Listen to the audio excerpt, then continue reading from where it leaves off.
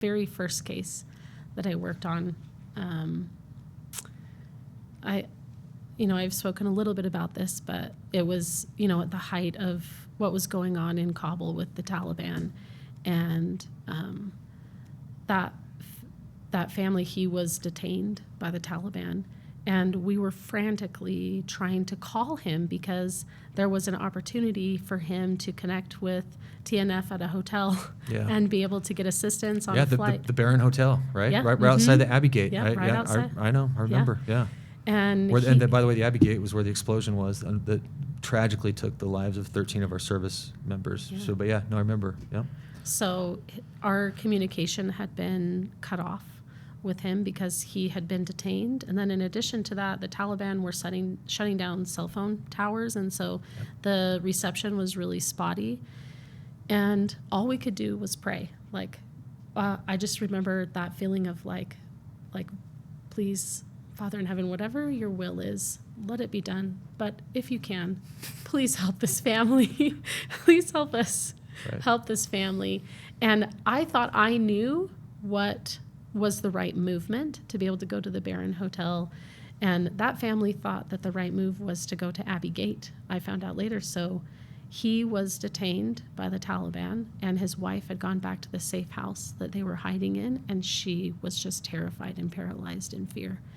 And we couldn't get through to either of their cell phone numbers. And in addition to that, there was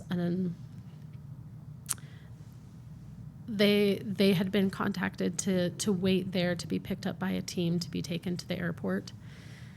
And but they didn't know that because there was no communication. Yeah. And I was like,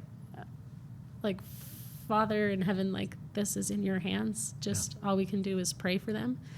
And it was really a pivotal moment for me in all of this to kind of see how God really is directing this work, because they were planning to go to Abbey Gate when he got stopped and was detained. And if they had not been stopped, they would have been at Abbey Gate during the explosion. Yeah.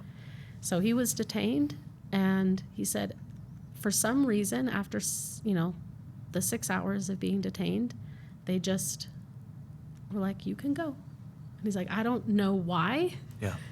And I don't know what came over the Taliban to make them decide to release him, but it was literally 15 minutes after he returned back to his house that he was picked up and taken to the airport. I don't know. To me, I feel like the Lord had to have them detained to stop them from going to Abbey Gate. Yeah. If that makes sense. It does make sense. Pieces and I know who you're talking about, and I actually have a very close relationship with him, and it doesn't make sense for the Taliban to have released him because they clearly either didn't know who they had because he was a top target. The Taliban had attacked his home, actually, his private residence 3 times, including his little daughter at the time getting shot. I mean, he was a target.